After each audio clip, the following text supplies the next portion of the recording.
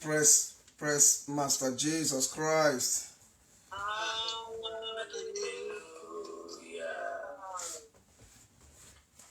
Beloved, let us bow down our head in prayer to Almighty God. Let us pray. And so, our most precious Father, the only holy and worthy God, the Creator that was not and can never be created, the beginning and the end, the Alpha and the Omega. Lord, we thank you. We worship you. Father, we bow down before your majesty this morning. Father, for you have done it again. For we to be alive to see another brand new day that you have made. With the breath of life in our nostril. It's not by might, it's not by power. It is not by our good works. It is only because of your mercy and grace. That is why Lamentation 3:22 said, because of your great compassion, we are not consumed.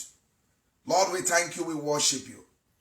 Father, Lord, your mercy has made it possible, Daddy, for us to gather before you, for you to instruct your children, for you to admonish your children, for you to chastise your children, for you to reprove your children, Father, Lord, and that is what we needed if we must succeed in this heavenly race. Father, it is all because of your mercy. Now we have the privilege, Father, Lord, to hear from you again. Lord, we pray, let our spirit, soul, and body, let them come into agreement with you, even as you begin to do what you have chosen to do in our life to your own glory, in the mighty name of Jesus Christ. Amen. Our Lord and our Father, King of all glory. Lord, even as we have come this hour, Satan is very crafty. In any way, in any form, that he must have crept into our midst in order to distract us, in order to make us, my Father, Lord Jesus, to go back empty-handed from your presence. Father, Lord Jesus Christ. Father, Lord, let your fire, my Father, begin to consume and expel that satanic spirit in the mighty name of Jesus Christ. Amen. Lord Almighty, I am that I am. Father, the hour have come for you to speak unto your children. Father, Lord, your children did not gather to hear from me, rather from you. I'm only a vessel, that by your grace and mercy that you have prepared, Madam, my Father, to be used for your own glory. Lord, I therefore pray, anything that is in me, Madam, my Father, that the Lord that will give Satan, Madam, my Father, a legal standing to accuse me. Father, King of all glory. Father, Lord, any form of sin, Madam, my Father, Lord Almighty, I plead for your mercy. Purge me, cleanse me, purify me, Lord Jesus Christ. Father, Lord, I hold on to your word that says that if the Son of Man set you free, you are free indeed. Let your mercy set me free from every accusation of the enemy. Let your mercy set all your children, even as you have gathered us, O Lord Jesus. Father, Lord, that Satan will not have any foothold to accuse us before you in the mighty name of Jesus Christ. Lord and my Father, Lord Jesus Christ. Daddy, Lord, I hand over the service, Madam, my Father, into your Holy Spirit, which is our comforter, our helper, our teacher. As I step out, let him step in. As I go down, let him be lifted up. Let him come and incubate each and every one of us, even as we have come, so that this service will go in accordance with the way you have planned it, and at the end, only your name and name alone shall be glorified and magnified. Thank you, Abba Father. Blessed be your holy name, for in Jesus Christ's most gracious and precious name, we all have prayed with thanksgiving. Amen. Praise Master Jesus Christ. Hallelujah. Beloved people of God, another brand new day. Many yesterday proposed what they would do today. But unfortunately, many souls could not be able to live to see this day. Talk less of carrying out, the proposed assignment. But it pleases God to extend your life and my life for us to be in his presence. And like we all know, that God Almighty, our Father, he said by himself, he said, I never asked the seed of Jacob to seek me in vain. God did not wake me and you up to come into his presence empty or in vain. No. But because of the love that he has for my soul and your soul, that is why he's never tired in admonishing us. So this morning, I beseech us to open our Bible. Let us go to the book of Philippians, which is, I can say, a common verse that we normally read. Philippians chapter 3. I will quickly read from verse 13 to 14. Philippians 3, from verse 12 to 14. And I read. He said, not as though I had already attained, that is Apostle Paul saying, And God wants to use it this morning to admonish me and you. Either we are already perfect, but I follow after, if that I may apprehend that for which also I am apprehended of Christ Jesus Christ. If we can get hold that which made him to live whom he was, we all know the nature and the manner of Apostle Paul when he was Saul before God had mercy and he had an encounter with God. Say, that I may do what? That I may apprehend that for which also I am apprehended of Jesus. What made Jesus Christ apprehend him? That he too has a function. He has a role to play to be able to what? To get hold of that. Verse 13. Brethren, I count not myself to have apprehended that which is pursuing. Say, he count himself. Not what? Count himself. Not have apprehended. But this one thing I do. And that is one thing that God Almighty wants to talk to me this morning and you. That is one thing I do. Forgetting those things which are behind. Forgetting those things which are behind. And reaching forth unto those things which are before. In other ways, if we fail to leave behind the past lives, those things that Satan normally do, the tendency for us to get really focused in this heavenly race is very, very slim. It's very questionable. So Apostle Paul is saying here that he have what? Learned to do what? To put behind him everything and reaching forth unto those things which are before him. And what is that thing before him? The heavenly crown. 14, our last verse. I press towards the mark for the prize of the high calling of God in Christ Jesus. Lord of God, we can take the topic for this morning's exhortation to be distraction oftentimes lead to eternal destruction. Distraction oftentimes can lead to eternal destruction. And that is what Apostle Paul saw. He said, I will leave behind those things and I'll continue to press forward, to apprehend that which made Jesus Christ to make me to become whom I am today. So he knew that distraction can be disastrous, can be destruction, and that destruction is eternal. Beloved people of God, this single word called distraction can better be defined as an act of systematically or gradually diverting one's attention from that set goal that you have set for yourself. It is always said that many people go to market for different reasons. That set goal that you have decided, say, in this race, I have decided, say, Lord, it is me and you. I will not allow any other thing to take my attention from you. So distraction is what? An act of, because it might come in different ways. That is why I say it's a systematic and gradual process of diverting one's attention from a set goal. And it can also be said, because when distraction comes in, confusion sets in. And it will cause one to begin to agitate. One. It will cause one to begin to murmur. It will cause one to begin to complain. And thereby, error ensued.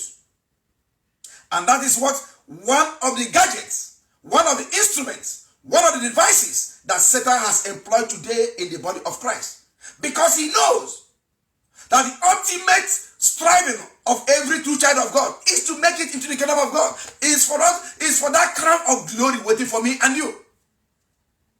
And that is why the Bible says he never, the accuser of our soul, the Bible says he never rests, he goes through and flow. Look at that time that me and you can be weak in our mind, in our heart, in our spirit. And he will come in with distraction. And that comes what? Confusion. That is where error ensued. Praise Master Jesus Christ. Hallelujah. So it is it is an evident, people of God, for me and you to make success in our various endeavors, even in the secular world. For me and you to make a good success in our endeavors in life, both spiritually and physically. People of God, both physically and spiritually. It largely depends on how me and you, how we are focused, how we are committed in that which we have embarked to do. So our ultimate, way to make success largely depends on how focused we are, on how committed we are. So it hit on that. If we are not focused, if we are not committed, it might end up to be what? A total futility. Not that you are not doing anything, but at the end, the desired result will not be gotten. Why? Because there is no commitment and focus. Why? Because there is distraction there. Now, people of God, let's get this.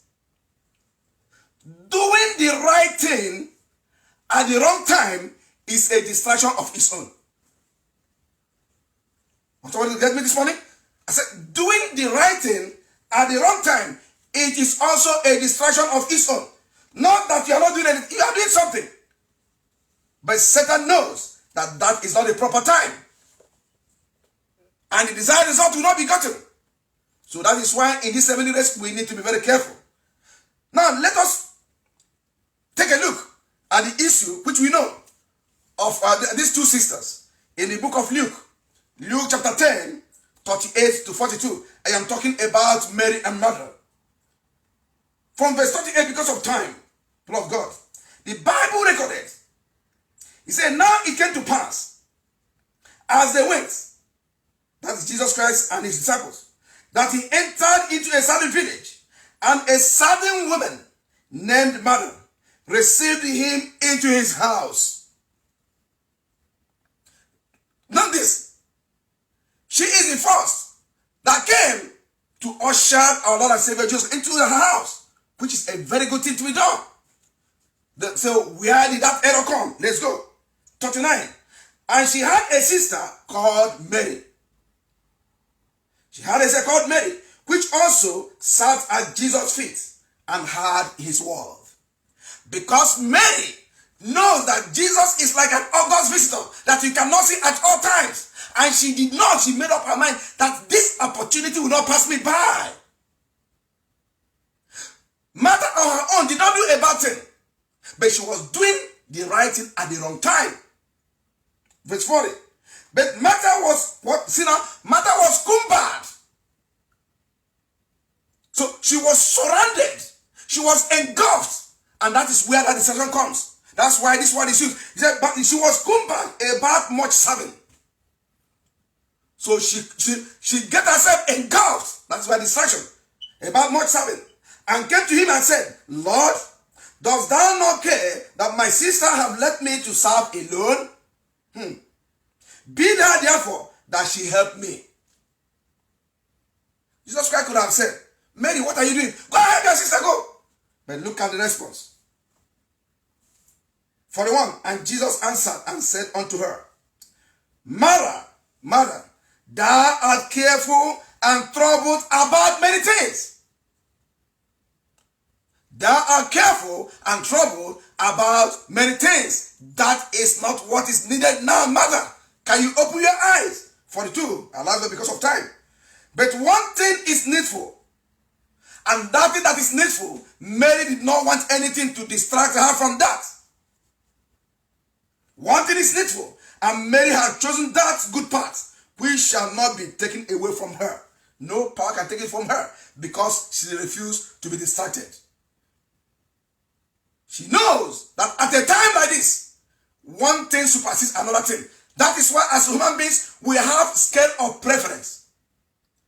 In your scale of preference, there must be an item that you write number 1, number 2, number 3. That does not mean that number 9 is not meaningful or important to you.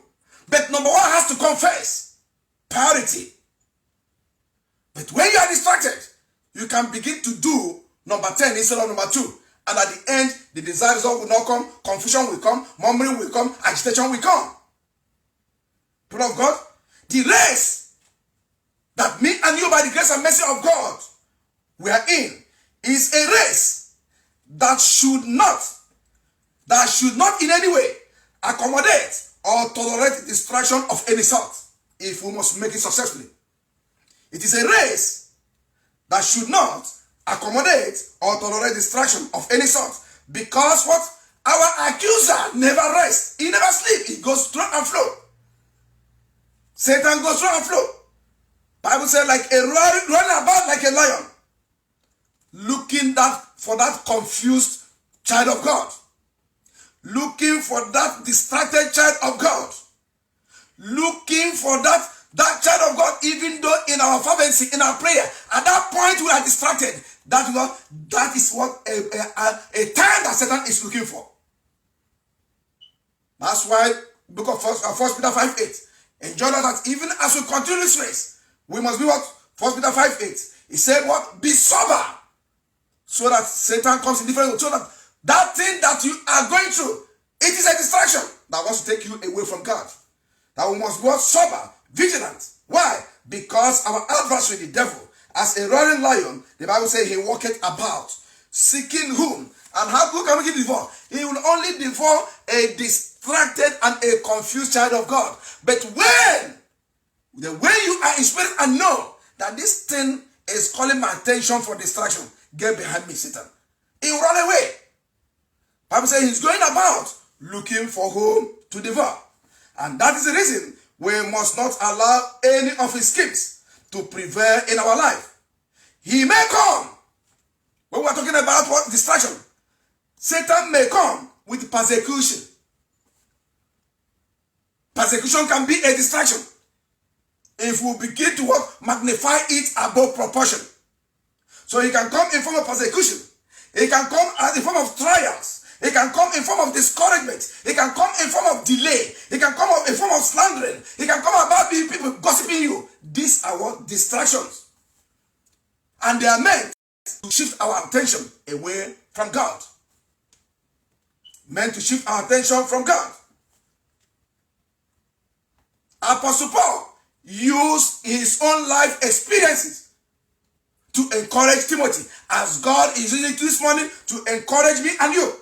In the book of 2 Timothy chapter 3, 2 Timothy 3, from verse 10 to 12, the scripture says, he said, but thou hast fully known my doctrine. That's Apostle Paul saying, thou hast fully known my doctrine, manner of life, purpose, faith, long-suffering, charity, patience. Verse 11, persecutions, afflictions, which came unto me at Antioch, which came unto me at Iconium, which came unto me at Lystra. What persecutions I endured, but out of them all, the Lord delivered me. Because he see what? He has what? A purpose. He never lost his sense of direction. He never lost where he's going. Verse 12. He now said, yea, and all that will live godly in the heavenly mansion, we're talking about, our paraphrase, all that will live godly in Christ Jesus shall suffer persecution. See now? So for me and you to see the persecution that God has left us and so is a distraction. Apostle Paul understood before time that persecution is not enough for us to lose our concentration and focus onto God. He knew that those that will enter and occupy their mansion must go through what? Through persecution. Must go through persecution. So in order for me to buttress this fact and reality about this heavenly race that we are in, it was also confirmed in the book of Acts of Apostles, where I read now, also echoed in the book of Acts of Apostles chapter 14 verse 22. Acts 14, 22. He said, confirming the souls of the disciples and exhorting them to continue in faith, and that we must, not we shall, not we should, that we must through much tribulations, enter into the kingdom of God. That every serious-minded Christian that truly wants to occupy his or her own mansion in the kingdom of God, working assiduously, striving in holiness and righteousness, Bible said, do not forget that with tribulations and persecutions, we will do what? Enter into the kingdom of God. That is to say, that this kingdom of God we are talking about, it is not about meat and drink. It is about righteousness.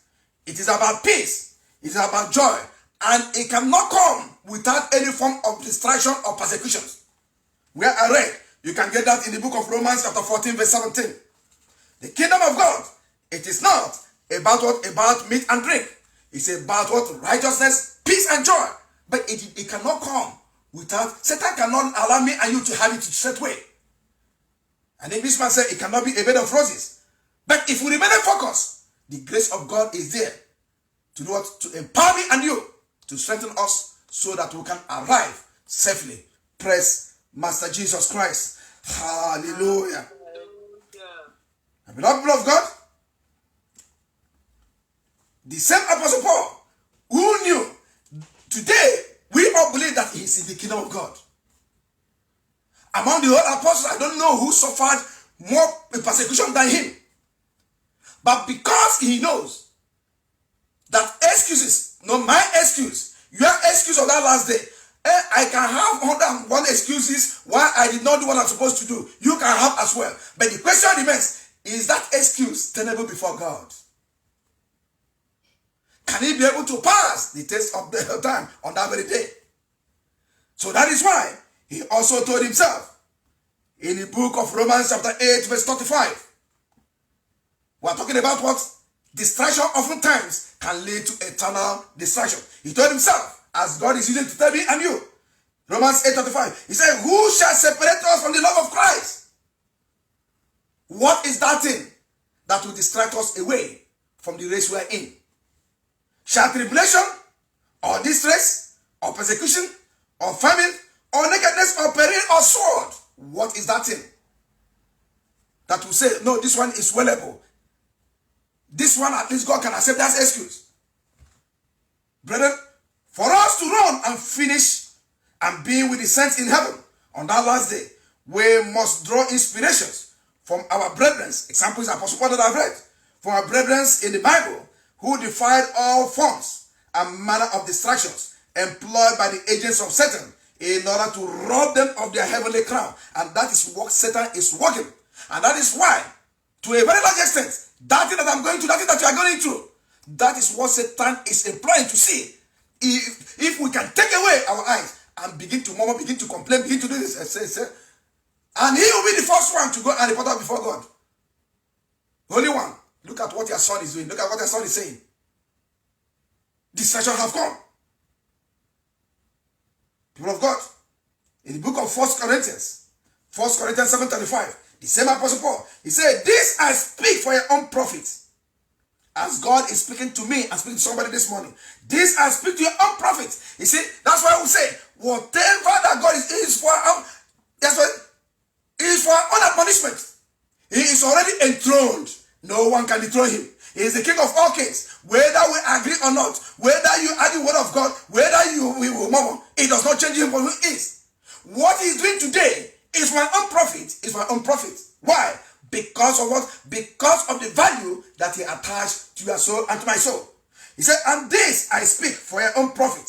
Not that I may cast a snare. No! As many people may see the word of God today. What is this one saying? Is he trying to condemn us and so? It's not a snare. But it is for our own profit. It's not a snare upon you. But for that which is comely. Because it is something that is like a besetting sin that Satan used. If he try this one, it doesn't work in you, in me, he'll try another one. So that is comely. And that ye may attend upon the Lord without distraction. See now? So the admonishment is for our own good. Because Satan never rests. He does it every now and then. For me to and you to attend to what God has asked us to do without distraction. We need to do what? We need to what? Take heed to this admonishment this morning, people of God. Now, one of such person in the Bible, whom me and you know, that vehemently refused that he will never be distracted from what God has set him or called him to do, is that man called Nehemiah. I believe we all know the story. You can read that at home from the book of Nehemiah chapter 4. If you read Nehemiah chapter 4 from verse 1 to 10, you'll be able to get the download. Irrespective of all the, what Tobias and Sanballat, in order to distract him, they called him names. Even the effort they were putting to put the walls of God, up. They said, if a fox climb upon it, it will fall. What are those people? They call them feeble Jews. Feeble is somebody who can, just like somebody, a weakler. But in the midst of all this, the Bible says he refused to be distracted. Today, I believe he is the kingdom of God. People of God, any Christian in this race who have not learned on how to look and depend on God and his word in true holiness and righteousness will not go far in this race. Because whether we like it or not, even after this message, temptation will come, trial will come. But if we fail to hold on to God and his word, I wonder how far we can go. Hence, Proverbs chapter 4 verse 25. He said, join me and you this morning. What he said? He said, look thy eyes. He said, let thy eyes look straight on.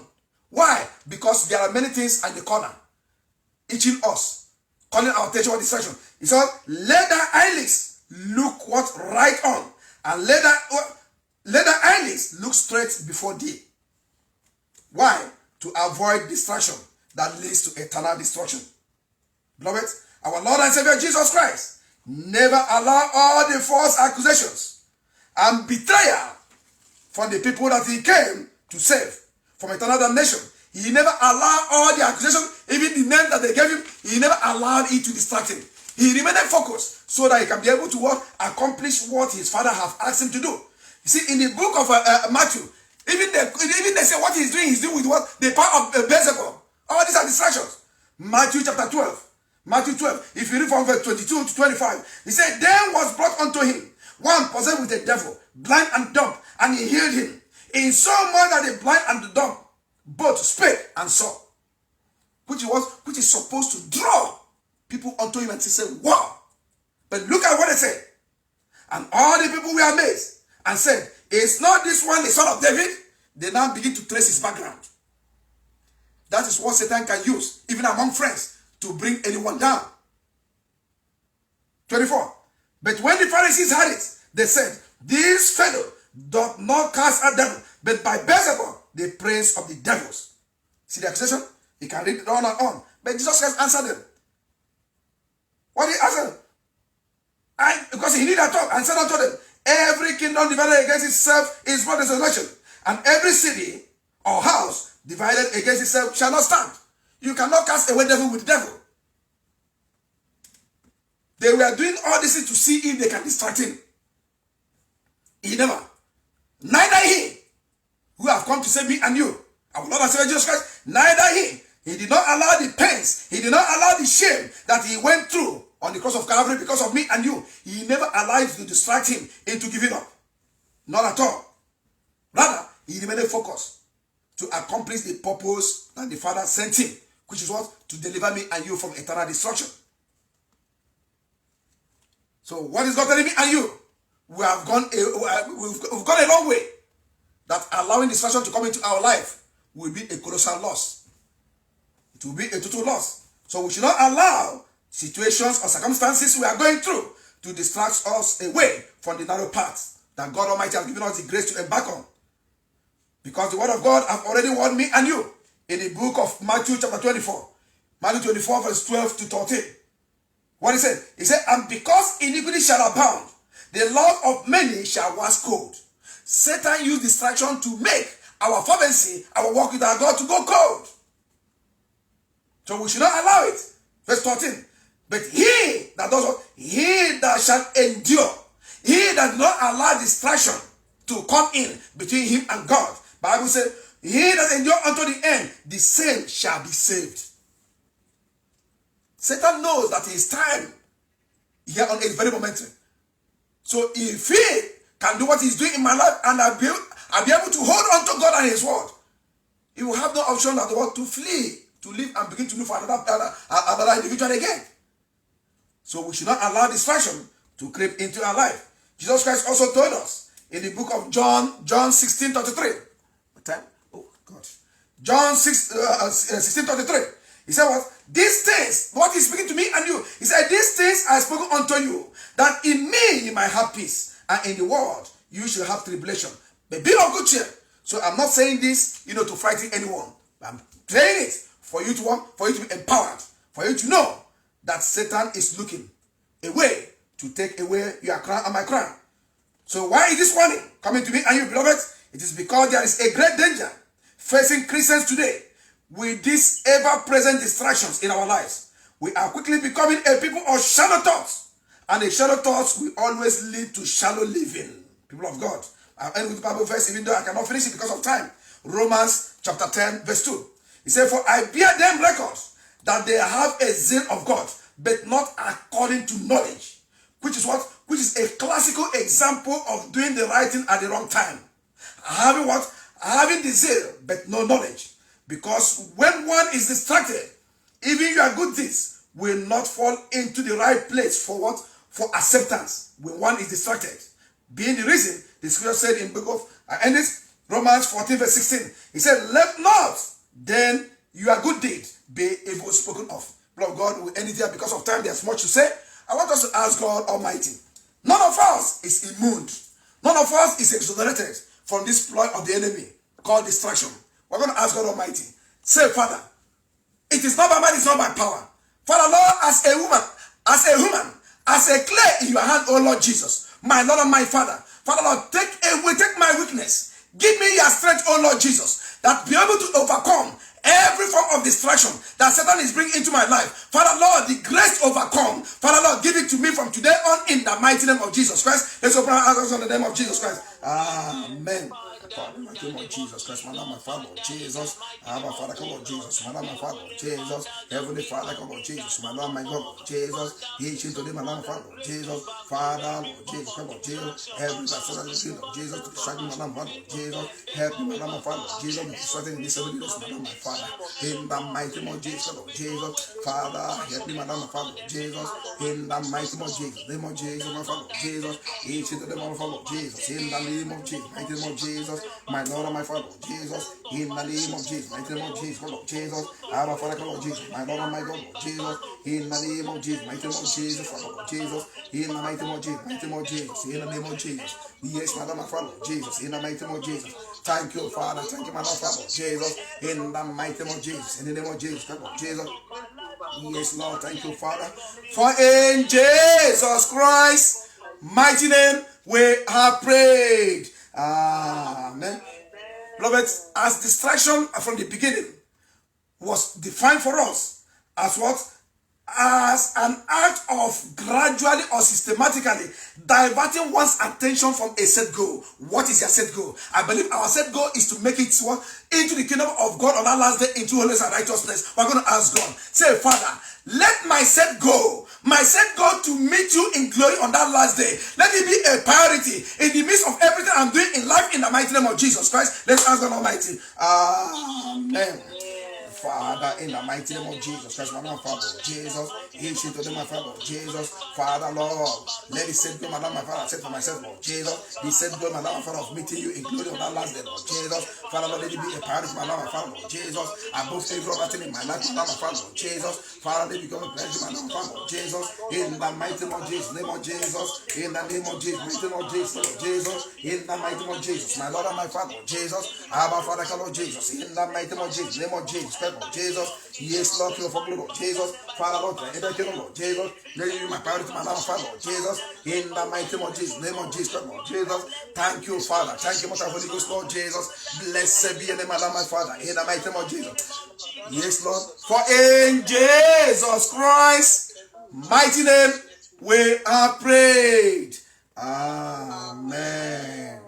And as I pray this hour by the mercy and grace of God, every form of distraction that Satan is employing for us to derail, for us, and by so doing, becomes the enemy of God.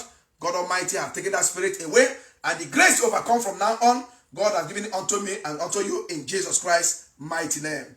Amen. Beloved, are you out there? By the grace and mercy of God, you have seen another beautiful brand new day that God Almighty has made. Beloved, it's not by might, it's not by power. It is of the mercy of God. And for God to bring you to his awesome presence to hear him this morning, what an opportunity, what a privilege. And you know that you're not giving your life to Jesus Christ. Are you still going to allow yourself to be distracted and say, tomorrow I will do it? That is what procrastination is, a distraction of his own as well. Please do not go back the same way, because tomorrow may not come. So use this opportunity to confess your sins before Almighty God. He is the only one who can forgive and cleanse you and make you a new person. Confess it to your life to be a Lord and personal Savior. Give your life back unto him, and he's the only one who can embrace you and give you what it takes to be able to overcome every devices, every scheme of the enemy that he wants to employ, to separate you from God in form of distraction. And as you do so, please, I enjoin you to go a step further. Seek for water baptism, which is demanded from every true child of God. As God Almighty has given you the privilege to be in this mandate this morning, so you can call any of the men of God, and God Almighty's very mercy will always direct and teach us how to do this in your life to the glory of God in Jesus Christ's mighty name. Amen. Shall we pray? Almighty and ever-living God, Father, we thank you. Father, we worship you. Lord Almighty, as you have told us, King of all glory, Daddy, he said, who I love, I chastise, my Lord and my Father, because you never want us to run this race and run it in vain.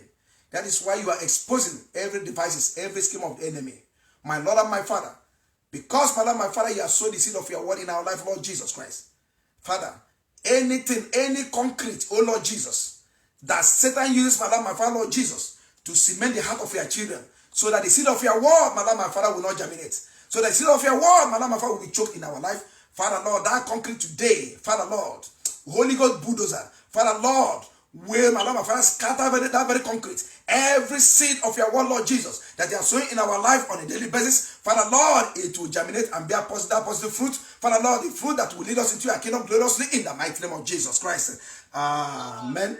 Most holy Father, King of all glory of all, Lord. Father, Lord, I bring the Father of this meeting before you, Lord Jesus Christ. Is there any error of any sort, Madam, my Father? Have I spoken your ways, Madam, my Father, of context, Lord Jesus? I'm unable to finish, Madam, my Father, Lord Jesus, what you asked me to speak. Father, please have mercy, Madam, my Father, Lord Jesus Christ. Anything that will give, Madam, my Father, the accuser, Lord Jesus, Father, Lord, a legal grant to accuse me before you. Let your mercy go ahead of me, Lord Jesus. Speak on my behalf and speak on behalf of your children, Lord Jesus. Father, Lord, our prayer, oh Lord Jesus, in your mercy, make us a recipient always, a candidate and a carrier of your mercy. Because if you are such, Madam, my Father, Satan will never succeed in accusing us, Lord Jesus Christ. Father, Lord Jesus, Father, therefore ask, Madam, my Father, Lord Jesus, that this day will not stand against us, Madam, my Father. Rather, what you have done today, Madam, my Father, will be a propeller that will continually lead us, Lord Jesus. Will continually be a lamp unto our feet, that none of us shall walk in darkness, that none of us shall stumble. Rather, oh Lord Jesus, by your mercy and grace, as you have gathered us this morning, that mercy will stand on us for that last day, for each and every one of us to gather into your kingdom, to celebrate how we overcome in the mighty name of Jesus Christ. Thank you, Abba Father.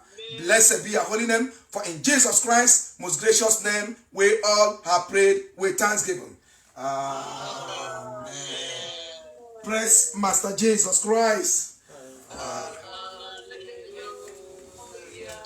Shall we, people of God, appreciate God Almighty with a clap offering in the name of Jesus Christ?